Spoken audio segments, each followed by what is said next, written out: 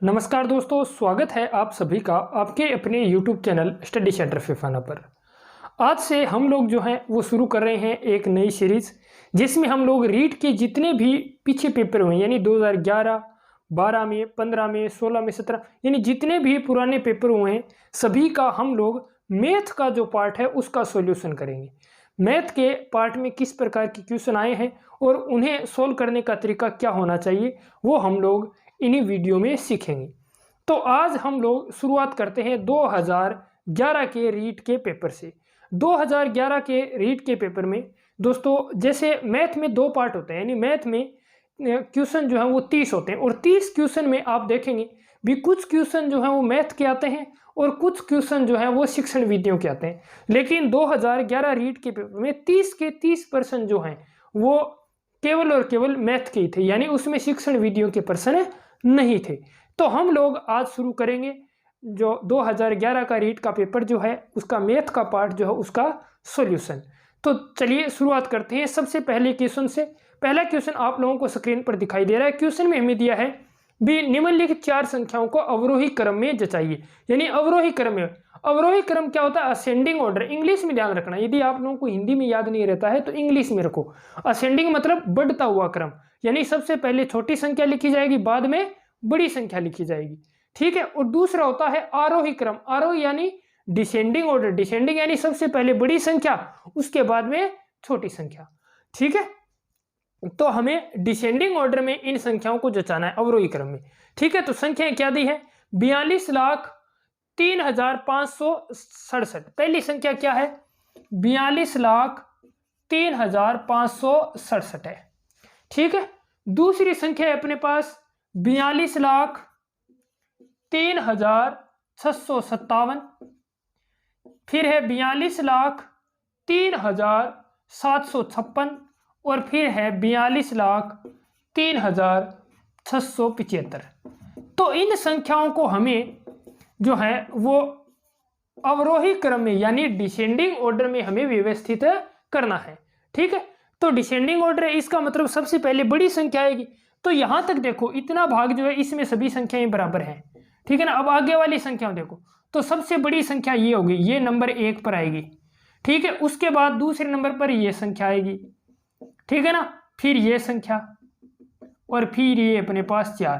तो इसका जो असेंडिंग ऑर्डर है, सॉरी डिसेंडिंग ऑर्डर जो है, डिसेंडिंग ऑर्डर क्या हो जाएगा अपने पास?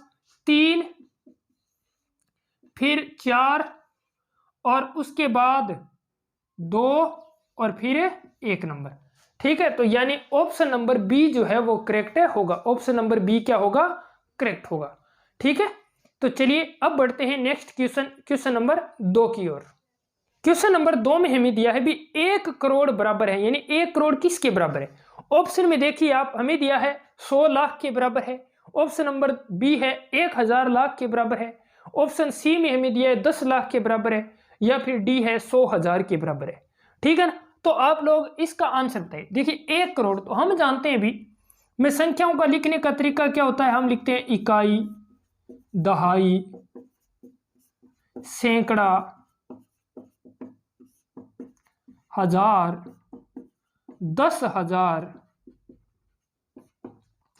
लाख, 10 लाख और फिर हम लोग लिखते हैं करोड़। फिर क्या लिखते हैं? करोड़, ठीक है ना। तो अब हमें पूछा है 1 करोड़ किसके बराबर है? 1 करोड़ किस, तो देखिए सभी इनको हम चलते जाएंगे तो यहां पर प्रत्येक बार 10 से गुणा हो रहा है, ठीक है ना। 10 से गुणा होता जा रहा है, देखो, ठीक है। 10 से गुणा, प्रत्येक बार 10 से क्या हुआ? गुणा। तो अब 10 लाख है, ठीक है ना। और 10 लाख को यदि 10 से गुणा करेंगे तो क्या आएगा मेरे पास? 10 लाख गुणा 10, ठीक है। तो कितना हो गया? 100 लाख। तो 100 लाख जो है वो किसके बराबर है? 1 करोड़ के बराबर है। 1 करोड़ किसके बराबर है? 100 लाख के बराबर है, ठीक है ना। तो 1 करोड़ किसके बराबर होगा? 100 लाख के बराबर होगा, यानी ऑप्शन नंबर ए जो है वो करेक्ट है। ऑप्शन नंबर ए क्या होगा? करेक्ट होगा। आशा करता हूं समझ में आ रहा है सभी के। चलिए बढ़ते हैं नेक्स्ट क्वेश्चन, क्वेश्चन नंबर 3 की ओर। क्वेश्चन नंबर 3 में हमसे पूछा है भी संख्या 5,04,04,988 5,04,04,988 को किस प्रकार से लिखा जाएगा, ठीक है ना। तो देखिए इसे लिखने का तरीका क्या होगा, 5 करोड़ है, फिर 9 लाख है, ठीक है ना, फिर 4988, तो ये संख्या होगी ये, ठीक है। तो 5 करोड़, देखिए यहां से देखिए, इकाई, ढाई, सैकड़ा, हजार, तो 4000, फिर 10,000, फिर लाख, तो 9 लाख दिया है, फिर 10 लाख और फिर क्या आता है करोड़, ठीक है ना। तो ये संख्या क्या हो जाएगी, 5 करोड़ 9,04,988 जो है वो ये संख्या होगी। तो इसका ऑप्शन डी जो है वो करेक्ट होगा, ऑप्शन डी क्या होगा, करेक्ट होगा, ठीक है। आशा करता हूं सभी के समझ में आया। बहुत ही आसान क्वेश्चन जो पूछे गए हैं, 30 के 30 क्वेश्चन मैथ के हैं, सभी का हम लोग सोल्यूशन करेंगे, क्रम वाइज चलते जाएंगे। पहले रीट लेवल 1 यानी 2011, फिर नेक्स्ट पेपर अपना रीट लेवल 2 2011 का होगा, ठीक है, फिर 2012 की रीट के दोनों पेपर, इस प्रकार से हम लोग सभी क्वेश्चन जो है उनका सोल्यूशन करेंगे, ठीक है। तो चलिए बढ़ते हैं नेक्स्ट क्वेश्चन, क्वेश्चन नंबर 4 की ओर। क्वेश्चन नंबर 4 हमें दिया है, बहुत ही आसान क्वेश्चन है, हमें दिया है भी एक गांव की कुल जनसंख्या जो है वो 78,692 है, 78,692, और इस गांव में पुरुषों की संख्या जो है वो 29,642 और महिलाओं की संख्या 28,167 है, और शेष जो है वो बच्चे हैं, ठीक है ना। तो हमसे पूछा है बच्चों की संख्या कितनी है, यानी उस गांव में चिल्ड्रंस जो है वो कितने हैं, चिल्ड्रन कितने हैं, ये हमसे पूछा है, ठीक है। तो देखिए अब यहां पर कुल जनसंख्या जो है हमें कितनी दी है, 78,692, 78,692 ये कुल जनसंख्या है, ठीक है ना, ये कुल है। इसमें महिलाओं और पुरुषों की संख्या कितनी है, तो पुरुष कितने हैं, तो आप बोलोगे पुरुष की संख्या जो है वो 29,642 है, 29,642।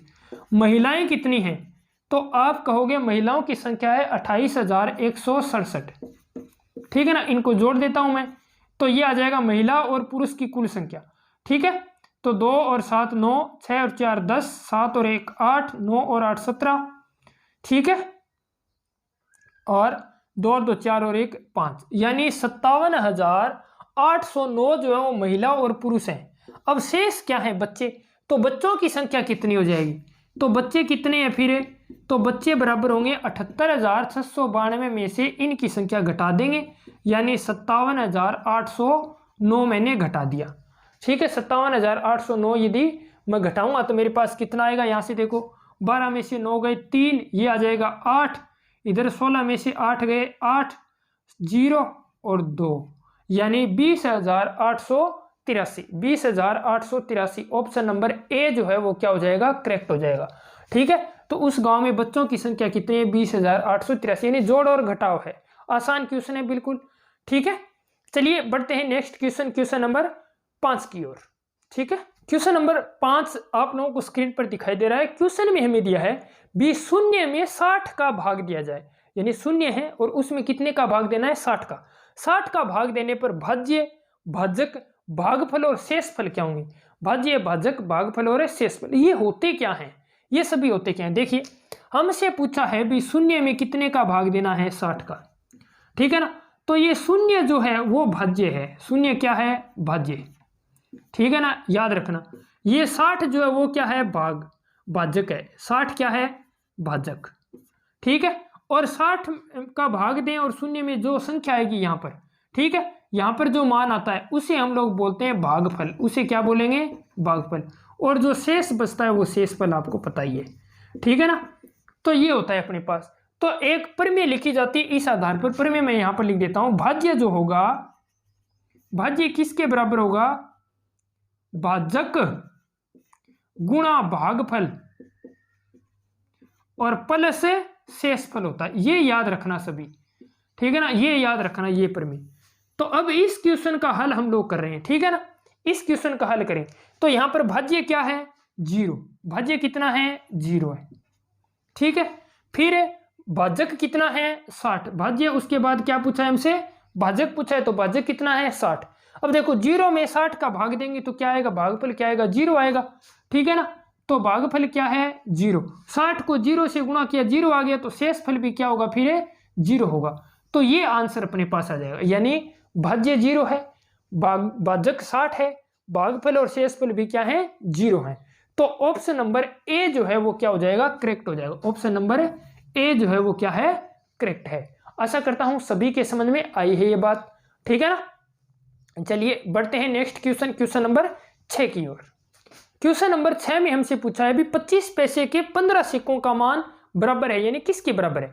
तो हमें 4 यहाँ पर कथन दिए हुए हैं और उन कथन में से हमें गलत कथन जो है वो छांटना है, ठीक है ना। ये क्वेश्चन है, तो देखिए सबसे पहले क्या दिया है, 1 रुपए के 3 सिक्के, 50 पैसे का 1 सिक्का और 25 पैसे का 1 सिक्का, ठीक है। उसके बाद दूसरा कथन क्या है, 1 रुपए के 2 सिक्के, 50 पैसे के 3 सिक्के और 25 पैसे का 1 सिक्का।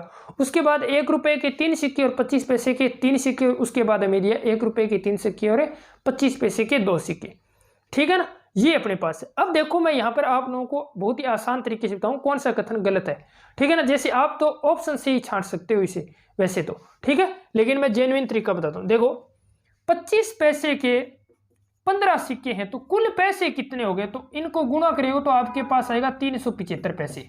कितना आएगा, 375 पैसे। 375 को लिखने के तरीके कितने हैं, तो आप बोलोगे भी 2 रुपए के दे रखे, 1 रुपए के ऐसे सिक्के दे रखे, ठीक है ना। तो 1 रुपए के सिक्के के हिसाब से देखूं मैं, तो मैं इसे लिख सकता हूं 300 प्लस 50 प्लस 25, यानी 1 रुपए के 3 सिक्के, 1 सिक्का 50 पैसे का और 25 पैसे का 1 सिक्का, यानी पहला कथन जो है वो क्या है, सत्य है। पहला कथन क्या है, सत्य है। फिर इसे मैं इस प्रकार भी लिख सकता हूं 200 प्लस 150 और प्लस 25, ऐसे लिख सकता हूं। यानी 1 रुपए के 2 सिक्के, 50 पैसे के 3 सिक्के और 25 पैसे का 1 सिक्का लिख सकते हैं, ठीक है। 375 होगा जोड़, ठीक है ना। तो ये भी क्या है, सत्य, यानी दूसरा कथन जो है वो भी क्या है, सत्य है। फिर देखो हम इसे ऐसे भी लिख सकते हैं 300 प्लस 75, तो यानी 1 रुपए के 3 सिक्के और 25 पैसे के भी 3 सिक्के हो गए 375 पैसे, ठीक है ना।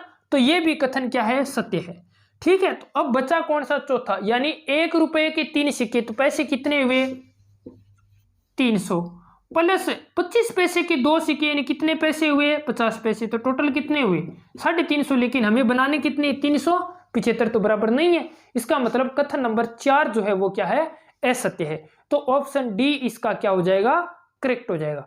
आशा करता हूं सभी के समझ में आया है। चलिए बढ़ते हैं नेक्स्ट क्वेश्चन नंबर 7 की ओर। क्वेश्चन नंबर 7 में हमें दिया है भी हमें भिन्न दी है 4 और इन 4 भिन्नों को असेंडिंग ऑर्डर में हमें जताना है, यानी आरोही क्रम में व्यवस्थित करना है। आरोही क्रम का मतलब सबसे पहले छोटी संख्या और अंत में सबसे बड़ी संख्या लिखी जाती है, ये आरोही क्रम होता है।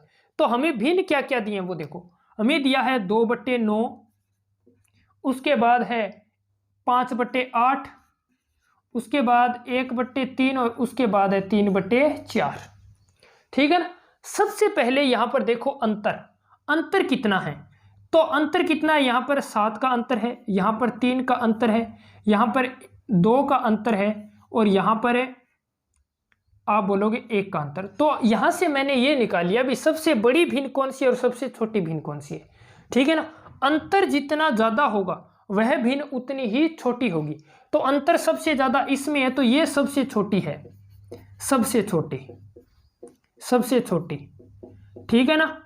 और अंतर इसमें सबसे कम है तो ये सबसे बड़ी है, ये सबसे क्या है, बड़ी।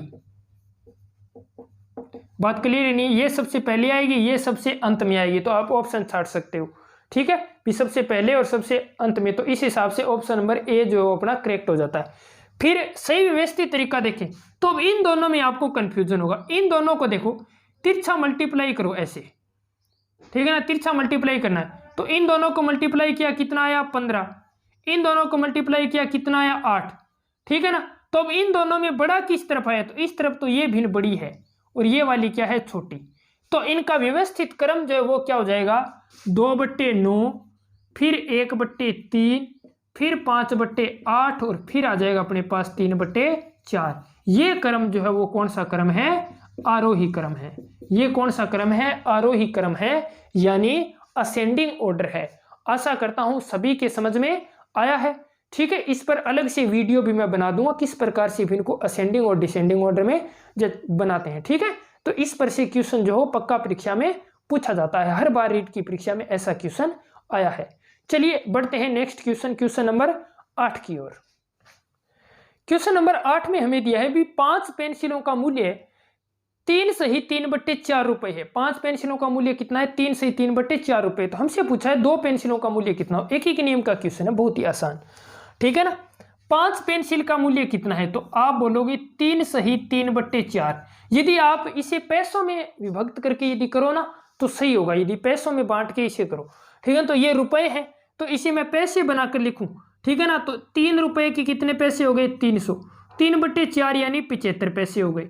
तो कुल कितने पैसे हो गए? 75 पैसे हैं, 375 पैसे हैं। यानी 5 पेंसिल का मूल्य कितना है? 375 पैसे। तो एक पेंसिल का मूल्य कितना हो जाएगा? तो एक पेंसिल का मूल्य कितना होगा? 375/5 होगा, 375/5, ठीक है ना। तो यहां से कैंसिल कर देते हैं हम लोग, तो यह आ जाएगा 75, ठीक है। और फिर हमसे पूछा है 2 पेंसिल का मूल्य। तो 2 पेंसिल का कितना आएगा? 75 गुणा 2 यानी कितना? 150 पैसे। अब आप जानते हो 150 पैसे है तो इसे रुपए में बदलेंगे तो 100 का भाग देंगे यानी 150/100। तो ये आ जाएगा अपने पास 3/2 रुपए। कितना आ जाएगा? 3/2 रुपए आ जाएगा। क्लियर है सभी के? तो ऑप्शन नंबर बी जो है वो करेक्ट होगा। ऑप्शन है बी जो है वो क्या हो जाएगा? इसका करेक्ट आंसर है, हो जाएगा, ठीक है ना। समझ में आई सभी के बात? यानी यदि इस प्रकार से दिया आपकी समझ में नहीं आ रहा तो इसे किस में बदल लो? पैसों में बदल लो, ठीक है ना। अब इसे पैसों में मैंने किस प्रकार से बदला? देखो 100 से गुणा करना होता है, पैसों में बदले। 1 रुपए में कितने पैसे होते हैं? आप बोलोगे 100 पैसे, तो 100 से गुणा कर दो, ठीक है। तो 3 को 100 से गुणा किया, 300 प्लस 3/4 को मैंने 100 से गुणा किया तो ये आ गया मेरे पास 25 और 25 दिया 75। तो ये तो 300 हो गया और ये हो गया 75, तो 375 पैसे आ गए। तो 5 पेंसिल का मूल्य यदि 375 पैसे है तो एक पेंसिल का मूल्य 75 पैसे और 2 पेंसिल का मूल्य 150 पैसे। 150 पैसे यानी 1.5 रुपए होगा, ठीक है। तो 3/2 रुपए हो जाएगा, करेक्ट है, ठीक है। चलिए बढ़ते हैं नेक्स्ट क्वेश्चन, क्वेश्चन नंबर 9 की ओर। क्वेश्चन नंबर 9 में हमें दिया है भी निम्न में से कौन सा कथन जो है वो सही है? कौन सा कथन सही है? तो कथन ए में दिया है एक अभाज्य संख्या नहीं है, 2 में दिया है एक अभाज्य संख्या है, 3 में दिया है एक संयुक्त संख्या है और 4 में हमें दिया है 2 जो है वो अभाज्य संख्या नहीं है। ये हमें 4 सेंटेंस दिए और उनमें से हमें छांटना है कौन सा कथन जो गलत है। तो सबसे पहले देखिए मैं आप लोगों को यहाँ पर क्लियर कर देता हूँ अभाज्य संख्या क्या होती है। तो आप बोलोगे सर अभाज्य संख्या जो है वो होती है जिसके कम यानी 2 जो है वो क्या हो? उसके फैक्टर हो, यानी जिसके केवल 2 गुणनखंड हो। केवल और केवल कितने गुणनखंड हो? 2, यानी ना तो 2 से ज्यादा हो और ना ही 2 से कम हो। तो ऐसी संख्या क्या होगी? अभाज्य संख्या होगी। फिर भाज्य संख्या किसे बोलेंगे? ऐसी संख्या जिसके 2 से अधिक गुणनखंड हो। ऐसी संख्या जिसके 2 से अधिक गुणनखंड हो उसे क्या बोलेंगे हम लोग? भाज्य संख्या बोलेंगे। और इसके बाद कंपोजिट नंबर यानी संयुक्त संख्या या यौगिक नंबर, वो क्या होता है? कंपोजिट नंबर होता है भी ऐसी संख्या जो क्या हो भी ऐसी संख्या जो कोई 2 संख्याओं के गुणनफल से प्राप्त हो, कोई 2 संख्याओं के गुणनफल से प्राप्त, 2 अलग अलग संख्याओं के गुणनफल से प्राप्त हो, उसे कंपोजिट नंबर बोलते हैं, ठीक है ना। तो यहां पर देखिए हमें बोला है भी एक जो है वो अभाज्य संख्या नहीं है। एक क्या नहीं है? अभाज्य संख्या। ये कथन सत्य है क्योंकि एक अभाज्य संख्या नहीं होती है। क्यों नहीं होती? क्योंकि एक के 2 गुणनखंड नहीं होते, क्योंकि एक का केवल एक ही गुणनखंड होता है, वो एक होता है, ठीक है ना। और एक अभाज्य संख्या है तो एक अभाज्य संख्या नहीं है। एक अभाज्य संख्या नहीं है क्योंकि एक का केवल कितने गुणनखंड है? एक। एक कंपोजिट नंबर भी नहीं है क्योंकि एक किन्हीं 2 अन्य संख्याओं के गुणनफल से प्राप्त नहीं होता। एक केवल एक के गुणनफल यानी एक को एक से गुणा करेंगे तभी एक प्राप्त होगा, ठीक है ना। और उसके बाद बोला है 2 अभाज्य संख्या नहीं है। 2 अभाज्य संख्या है क्यों? क्योंकि 2 जो है वो 2 अलग अलग संख्याओं 2 के 2 गुणनखंड है, 1 और 2, ठीक है ना। तो जिसके 2 गुणनखंड होते हैं वो अभाज्य संख्या होती है। तो यहां पर हमें पूछा है कौन सा कथन सही है, तो हमें कथन नंबर 1 जो है वो एकदम करेक्ट है कि एक जो है अभाज्य संख्या नहीं है, एक अभाज्य संख्या नहीं है, ठीक है। 2 सबसे छोटी अभाज्य संख्या है और 2 एकमात्र ऐसी अभाज्य संख्या है जो सम है। 2 एकमात्र ऐसी अभाज्य संख्या है जो सम है, ठीक है ना। क्लियर है सभी के? तो आशा करता हूं ये क्वेश्चन आप लोगों के एकदम क्लियर है। चलिए बढ़ते हैं नेक्स्ट क्वेश्चन, क्वेश्चन नंबर 100 पर, यानी 10 नंबर क्वेश्चन। क्वेश्चन नंबर 10 में हमें दिया है भी संख्या 720 के अभाज्य गुणनखंड क्या है? 720 के अभाज्य गुणनखंड क्या है। तो देखिए 720 के हम लोग अभाज्य गुणनखंड करते हैं। अभाज्य गुणनखंड करने का सामान्य तरीका जो वही मैं आप लोगों को बताने वाला हूँ। तो यहाँ पर 2 का भाग देंगे, 2 का भाग देंगे कितना आएगा 360, फिर 2 का भाग देंगे इसमें तो कितना आएगा 180, ठीक है ना। फिर 2 का भाग देंगे तो अपने पास कितना आएगा 90, फिर यहाँ पर 2 का भाग देंगे तो कितना आएगा 45, फिर 3 का भाग देंगे तो कितना आएगा 15, फिर यहाँ पर 3 का भाग जाएगा तो कितना आएगा 5, और फिर कितने का भाग जाएगा 5 का तो कितना आ जाएगा 1 आ जाएगा, ठीक है ना। तो अब इसके अभाज्य गुणनखंड क्या है, तो आप बोलोगे सर 2 गुणा 2 गुणा 2 गुणा 2 यानी 4 बार तो है 2, फिर 2 बार है 3 और 1 बार क्या है 5 है। तो ये क्या हो गए 720 के अभाज्य गुणनखंड हो गए। ये क्या हो गए 720 के अभाज्य गुणनखंड, यानी ऑप्शन नंबर डी जो है वो करेक्ट है। ऑप्शन नंबर है डी क्या है करेक्ट है। आशा करता हूं सभी के समझ में आया है, ठीक है। चलिए बढ़ते हैं नेक्स्ट क्वेश्चन, क्वेश्चन नंबर 11 की ओर, यानी 101 की। क्वेश्चन नंबर 11 में हमें दिया है भी 425 और 476 का में से कितना होगा महत्तम समापत्ति कितना होगा, ठीक है ना। 425 और 476 का में से हमसे पूछा है।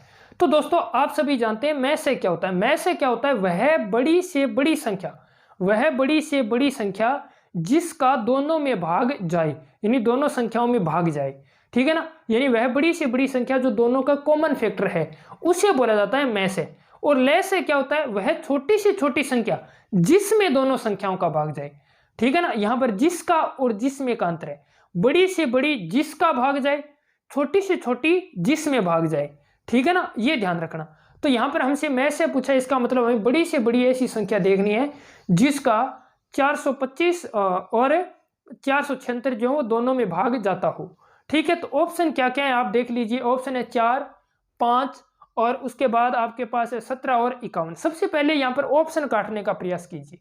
आप यहाँ पर बताइए क्या 4 का भाग दोनों में जाता है। तो 4 की भाजकता का नियम क्या कहता है, 4 की भाजकता का नियम कहता है भी अंत के 2 अक्षर में दोनों संख्या में भाग जाना चाहिए।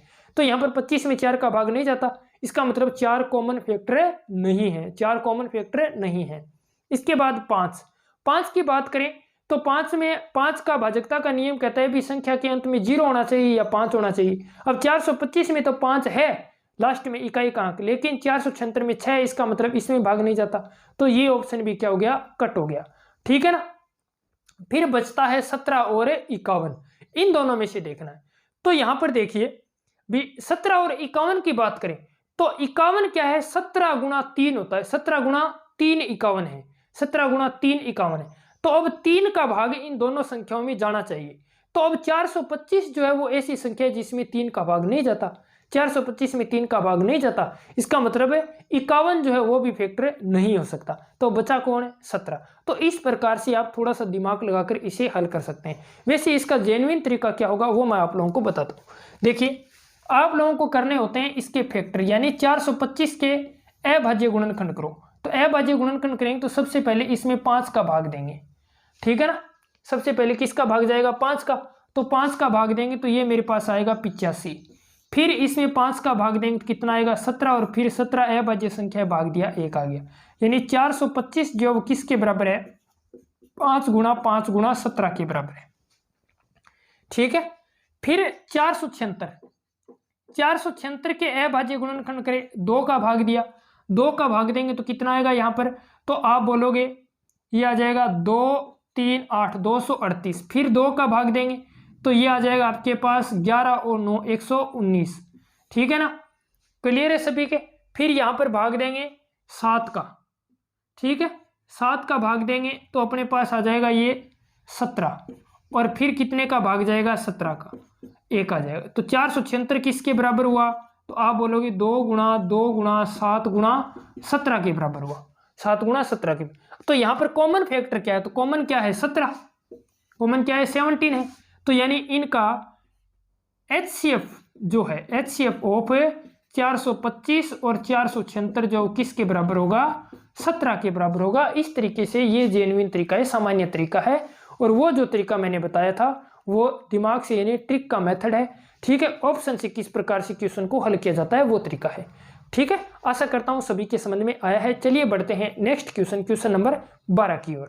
क्वेश्चन नंबर 12 में हमें दिया है भी 4 संख्याएं दी और इन 4 संख्याओं का हमें एलसीएम ज्ञात करना है। एलसीएम मैंने अभी बताया भी वह छोटी से छोटी संख्या जिसमें इन चारों संख्याओं का भाग जाएगा, इन दी गई संख्याओं का भाग जाए, उसे क्या बोलते हैं हम लोग, एलसीएम बोलते हैं। ठीक है ना। तो यहाँ पर संख्याएं क्या है, 60 है, 90, 60, 75 और 35 है। ठीक है ना, 90 है, 60 है, 75 है और 35 है। इन सब का हमें क्या ज्ञात करना है, हमें ज्ञात करना है एलसीएम। तो 90 को मैं लिखूं तो 90 किसके बराबर होगा, तो आप बोलोगे 2 गुणा 3 गुणा 3 गुणा 5 के बराबर है। 90 किसके बराबर है, 2 गुणा 3 गुणा 3 गुणा 5 के बराबर है। फिर 60 को मैं लिखूं तो 60 किसके बराबर होगा, तो आप बोलोगे 2 गुणा 3 गुणा 5 के बराबर है। 60 किसके बराबर है, 2 गुणा 3 गुणा 5 के बराबर। अब 75 की बात करें तो 75 किसके बराबर होगा, तो आप बोलोगे 3 गुणा 5 के बराबर होगा। 3 गुणा 5 के बराबर। फिर 35 की बात करूं तो 35 किसके बराबर होगा, तो आप बोलोगे 5 गुणा 7 के बराबर होगा। 5 गुणा 7 के बराबर। यानी ये मैंने क्या कर दिया, इसका फैक्टराइजेशन कर दिया, यानी प्राइम फैक्टर जो है यानी अभाज्य गुणनखंड है वो निकाल लिए। ठीक है, अब देखिए यहाँ पर एलसीएम मुझे ज्ञात करना है, तो एलसीएम किसके बराबर आएगा, तो एलसीएम ऑफ 90, 60, 75 और 35। ऑप्शन से भी मैं बताऊंगा किस प्रकार से करते हैं वो भी मैं बताऊंगा। ठीक है, तो देखो यहां पर सबसे बड़ी संख्या जो है यानी सबसे ज्यादा बार 2 आया है 2 बार, तो 2 की स्क्वायर। फिर 3 सबसे ज्यादा बार 2 बार आया तो 3 की स्क्वायर। 5 भी 2 बार आया तो 5 की स्क्वायर। और फिर 7, ठीक है, 7 एक बार आया। ठीक है, तो इनको गुणा कर लो सभी को, तो ये मेरे पास हो गए 100 और ये आ जाएगा गुणा 9 और गुणा 7, यानी कितना आ जाएगा 6300 आ जाएगा। कितना आ जाएगा 6300। ठीक है, तो इसका एलसीएम जो वो कितना है 6300 है। इसका एलसीएम कितना है 6300 है। आशा करता हूं सभी के समझ में आए। अब ऑप्शन से कैसे करेंगे वो देखिए। ठीक है ना, ऑप्शन से कैसे करेंगे, तो आप लोगों को ऑप्शन में दिया है 2700, 6300, 4250 और उसके बाद है आपके पास 2750। अब देखिए यहाँ पर सबसे पहले यहाँ पर 2 संख्याएं ऐसी है जिनमें जीरो हैं, 2 संख्याएं ऐसी है जिनमें जीरो हैं, तो इसका मतलब 90% श्योरिटी, 90% बता रहा हूं मैं, 100% नहीं, 90% श्योरिटी ये होती है। यदि आप लोगों को क्वेश्चन नहीं आता है, आप लोगों को छोड़ के आना पड़ेगा, आप लोगों को तुक्का लगाना है, तब आप ऑप्शन में जाते हैं। ठीक है ना, ये ध्यान रखिए। तो यहाँ पर 90% श्योरिटी ये है भी ऐसी संख्या जो है वो एलसीएम होगी जिसके अंत में 2 जीरो आए। जिसके अंत में कितने जीरो आए, 2 जीरो। तो यहाँ पर 2 जीरो जो है वो 2700 और 6300 में आते हैं, 2700 और 6300 में आते हैं। ठीक है ना। अब बात भी 35 जो है इसका गुणनखंड कितना होगा, 1 7 होगा।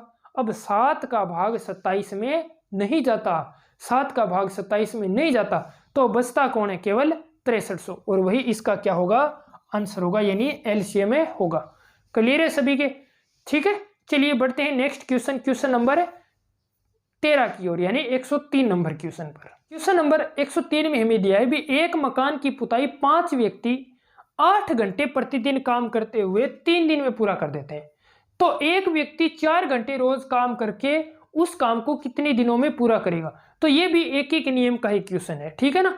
तो देखिए हम जानते हैं फॉर्मूला क्या होता है, मैंने आप लोगों को बताया M1 D1 H1 बटे W1 बराबर होता है किसके, M2 D2 H2 बटे W2 के। तो यहां पर पहले कितना दिया, कितने आदमी, 5 व्यक्ति, कितने घंटे काम करते हैं, 8 घंटे, कितने दिनों में पूरा करते हैं, 3 दिनों में बराबर। एक व्यक्ति कितने घंटे काम करेगा, 4 घंटे काम करेगा, तो कितने दिनों में कार्य को पूरा कर देगा, D दिनों में पूरा कर देगा। कितने दिनों में, D दिनों में। तो बस मल्टीप्लाई कर लो, तो 4 दूआ 8, 5 दूआ 10 और 30, तो D का मान कितना आ गया, 30। तो ये वो उस कार्य को कितने दिनों में पूरा कर देगा, 30 दिनों में पूरा कर देगा, 30 दिनों में पूरा कर देगा। आसान सवाल है। ठीक है, आशा करता हूं सभी के समझ में आया है। चलिए बढ़ते हैं नेक्स्ट क्वेश्चन नंबर 104 यानी 14 नंबर क्वेश्चन की ओर। 14 नंबर क्वेश्चन में हमें दिया है भी एक परीक्षा में 4 विषयों में एक विद्यार्थी की 200 अंक आए। एक परीक्षा में 4 विषयों में एक विद्यार्थी कितने अंक आए, 200 अंक, और उसके 3 विषयों में औसत प्राप्तांक जो है 48 है, यानी 48 है। 3 विषयों के औसत प्राप्तांक कितने, 48। तो हमसे पूछा है चौथे विषय में यानी 4th सब्जेक्ट में उसके कितने मार्क्स आए, कितने नंबर उसने अर्जित किए। ठीक है, ये क्वेश्चन है। तो देखिए यहाँ पर कुल नंबर हमें दिया है, कुल अंक कितने हैं, आप बोलोगे सर 200 हैं, कुल अंक कितने हैं 200। ठीक है, 3 विषयों का औसत कितना है, तो 3 विषयों का औसत है जी अपने पास 48। तो 3 विषयों में कुल अंक कितने हो गए, 3 विषयों में कुल अंक, तो आप बोलोगे 48 गुना 3 यानी 144 है। 48 गुना 3 यानी कितने, 144।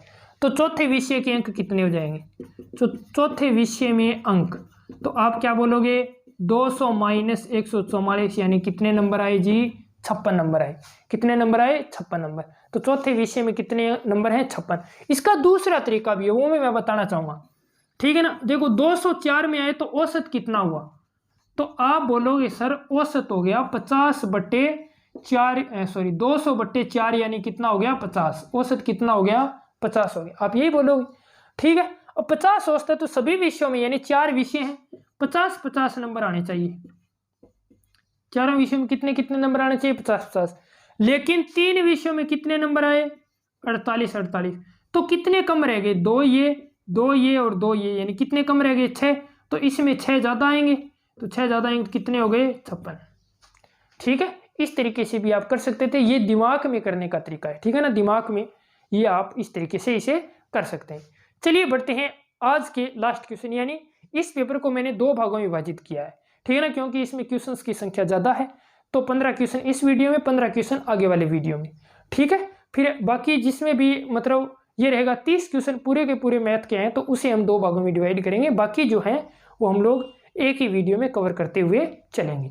ठीक है, तो चलिए बढ़ते हैं नेक्स्ट क्वेश्चन, क्वेश्चन नंबर 105, यानी आज का लास्ट क्वेश्चन, क्वेश्चन नंबर 15वां। नेक्स्ट क्वेश्चन, क्वेश्चन नंबर 105 में हमें दिया है भी एक व्यक्ति ने 935 रुपए में अपनी साइकिल जो है वो 10% लाभ पर बेची है। 10% लाभ पर 935 रुपए में बेची है, तो वह साइकिल कितने रुपए में खरीदी, कितने रुपए में खरीदी गई, ये है। ठीक है ना, तो देखो 100 रुपए की साइकिल मान लेते हैं, 10% लाभ पर बेची तो कितने बेचेगा, अभी 100 रुपए की साइकिल थी, 10% लाभ पर बेची यानी कितने रुपए में बेचती, 110 में। हमें दिया है 110 का मान कितना है, 935 रुपए है। एक इकाई का मान कितना होगा, आप बोलोगे 935/110, और हमें 100 का मान निकालना है, तो 935/110 गुणा 100, 0 से 0 कैंसिल कर देता हूं, यहां से आ जाएगा 9 8 88 और बच गया 5 55, 9 11 50 55, 11 8 88 सॉरी। ठीक है, और 5 और 50, 850 रुपये। ठीक है ना, तो उसने वह साइकिल जो है वो 850 रुपये में खरीदी थी, जिसे 10% लाभ यानी 85 रुपये के लाभ के साथ 935 रुपये में बेच दिया था। तो इस क्वेश्चन का ऑप्शन नंबर बी जो है वो क्या हो जाएगा, करेक्ट हो जाएगा। ठीक है, आशा करता हूं जितने क्वेश्चन मैंने आप लोगों को करवाए ये आपके लिए काफी हेल्पफुल रहेंगे, आप सभी के समझ में आए हैं। तो इस सीरीज से आप लोगों को पता चलेगा भी किस प्रकार के क्वेश्चन जो मैथ में पूछे जा रहे हैं। ठीक है, और यदि ये आप सभी वीडियोस देखेंगे तो इससे आप लोगों की मैथ जो है उस पर पकड़ भी बढ़ेगी, क्योंकि मैं पूरा बेसिक से एकदम आप लोगों को करवाते जा रहा हूँ। ठीक है ना, तो सभी क्वेश्चन जितने आज तक रीट में आए मैं सभी का सॉल्यूशन जो है वो करवाऊंगा, और ये पूरा पेपर जो है वो आप लोगों को टेलीग्राम चैनल पर मिल जाएगा। ठीक है, तो इस वीडियो को ज़्यादा से ज़्यादा अपने दोस्तों के साथ शेयर कीजिए। वीडियो को यदि आप लोगों को अच्छा लगा है तो वीडियो को आप लाइक करेंगे, चैनल को सब्सक्राइब करके बेल आइकन को प्रेस कर दीजिए। धन्यवाद, जय हिंद, जय भारत।